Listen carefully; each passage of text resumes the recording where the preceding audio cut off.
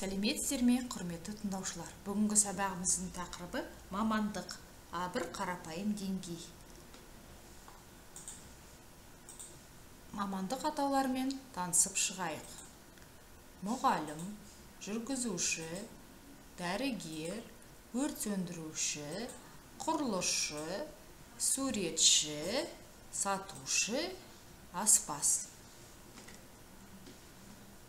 Келесі тапсырма мамандық аттарын еске түсіріп айту. Бұл кім? Бұл мұғалім. Бұл суретші.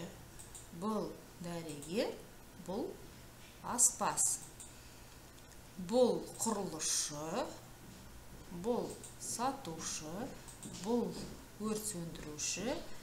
Бұл жүргізуші. Сабағымыздың сөздік қорымен танысып шығыңыздар. Танысып болсақ, тапсырма жұмысын орындаймыз. Кім не істейді? Бұл кім? Бұл мұғалім. Мұғалім не істейді? Мұғалім оқытады. Суретші. Суретші не істейді? Суретші сурет салады. Дәрігер. Дәрігер не істейді?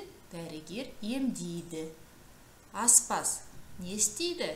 Аспаз тамақ пісіреді.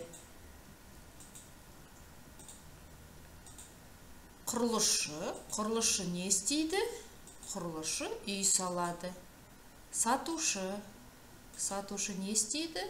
Киім сатады. Өрт сөндіруші не істейді? Өрт сөндіреді.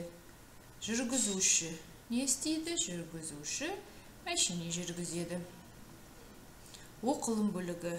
Мәтінді мұқият оқып танысып шығып, тапсырма жұмысын орындайсыздар. Мәтінге қатысты сұрақтарға жауап беріңіздер. Мамандық атауларын атап шығыңыздар.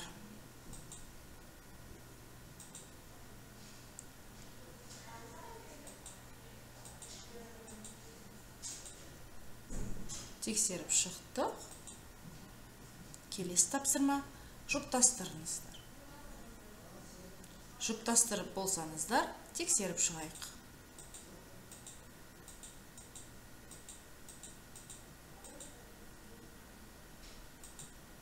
Келесі тапсырма адамдардың іс-әрекетіне байланысты мағыналарын, мамандықтарын табыңыз. Гүлнар адамдарды емдейді, ол кім? Ол дәрігер. Манарбек көлік жүргізеді, ол кім? Ол жүргізуші. Әлия тамақ пісіреді, ол кім?